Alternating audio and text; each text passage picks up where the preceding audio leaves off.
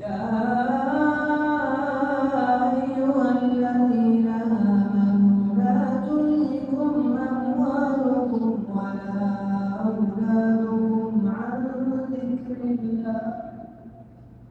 لا تلهكم أموالكم ولا أولادكم